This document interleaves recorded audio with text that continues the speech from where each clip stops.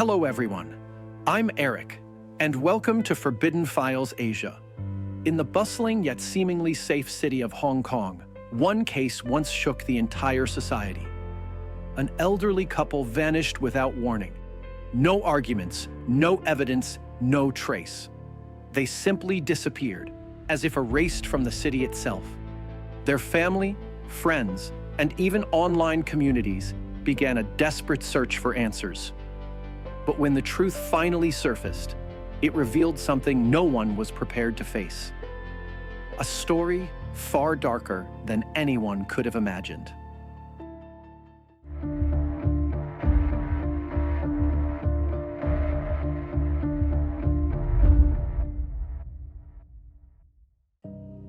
The story begins in early 2013. The couple lived in a quiet neighborhood in Saiwan, Hong Kong. The husband was 65, the wife 62. Both had retired and lived comfortably, enjoying a peaceful life. He loved Cantonese opera. She enjoyed hiking. They had 2 sons. The elder one lived on his own, while the younger, just graduated, still lived with them. One weekend in early March, the younger son went out for lunch with his parents at a restaurant in Mong Kok. After the meal, they told him they planned to visit Shenzhen for a short trip. No one realized that this would be the last time the family would ever see one another. Days passed. The couple still hadn't returned, and their phones went unanswered. At first, the sons thought it was just a delay, but as time went on, worry turned to fear. They checked their parents' bank accounts and documents. Nothing unusual. No withdrawals. No signs of travel. That was when they began to suspect something was wrong. Had their parents really gone to the mainland?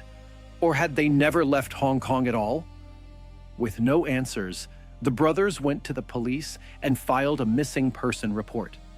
They also created a Facebook page titled Missing Dad and Mom, hoping that public attention might help. As the story spread across social media, people from all over Hong Kong began to discuss it online. It seemed like a simple case of disappearance. But behind this ordinary family story lay a truth far more complex and disturbing than anyone expected. After the younger son appeared in a news interview, the case quickly spread across Hong Kong. In the video, he pleaded for help, asking the public to assist in finding his missing parents. His words were emotional and sincere, and for a moment, the city felt sympathy for him. But as the video went viral, people began to notice something strange. At that time, one of Hong Kong's most active online forums became the center of investigation. It was a place where users, known as the Internet Detectives, loved analyzing real-life mysteries. They replayed the interview frame by frame, pointing out the son's uneasy gestures, darting eyes, and nervous expression. Was it simply anxiety? Or speculation exploded? Some defended him, saying he was just overwhelmed. Others were convinced he knew more than he was admitting.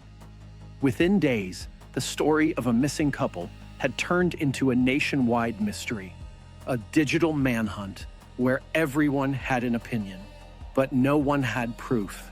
The discussions grew wilder with each passing day. Screenshots, theories, and timelines were shared like pieces of a giant puzzle. While the internet was busy guessing, the police stayed focused on evidence. They checked the couple's travel records and discovered that neither of them had ever left Hong Kong. That single fact changed everything. If the couple never crossed the border, where had they gone? Investigators reviewed security footage from their apartment complex. It showed the couple leaving home on March 1st, but they never came back. Even more suspicious, the restaurant where the son claimed to have met them the next day showed no sign of any of them on its cameras. His story simply didn't add up. Then came the turning point. A man contacted police, claiming that while playing video games with the younger son, The son had confessed to doing something he could never undo.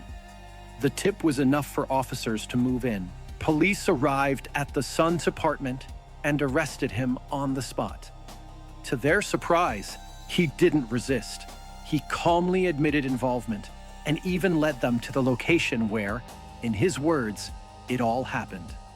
The address was an old residential building in Taikuk Tsui, a crowded area in Kowloon filled with aging tenements.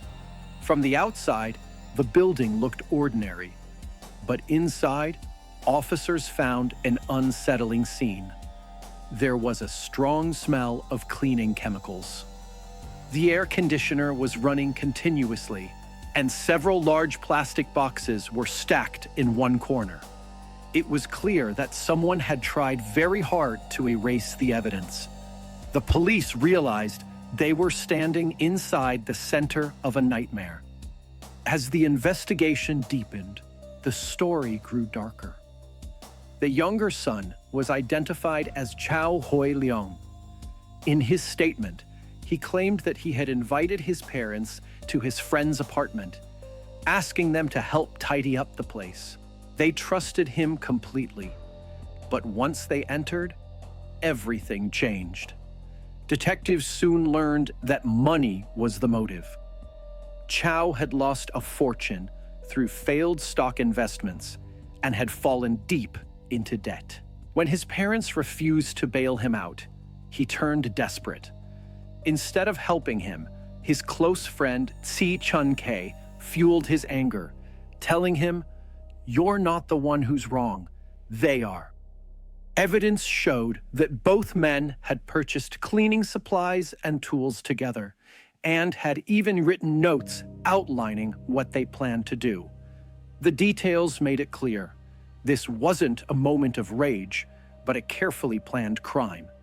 When officers entered the Taikok Tsui apartment, they found signs that the place had been meticulously cleaned. The air cold, the scent of disinfectant still strong. Every sign pointed to a deliberate attempt to hide what had taken place. When questioned, the two gave completely different stories. Chow said Tsai helped him and shared full responsibility. Tsai, on the other hand, insisted he had been forced to assist afterward, threatened into helping cover up the scene. With no cameras in the building, it became one man's word against the other. Forensic evidence confirmed both men's involvement in preparation, but the question of who was truly in control remained uncertain. The case soon became one of Hong Kong's most controversial trials, a haunting example of how influence and guilt can blur the lines between victim and accomplice. The trial lasted for weeks, drawing intense public attention. In court, the judge reminded the jury that Chow's testimony was only one side of the story and could not alone convict Tsai without supporting evidence. After long deliberation, the verdict was announced.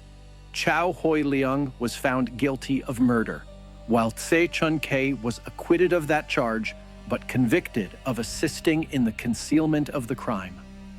When the verdict was read, the courtroom fell silent. Legally, the case was over, but emotionally, it left wounds that would never heal.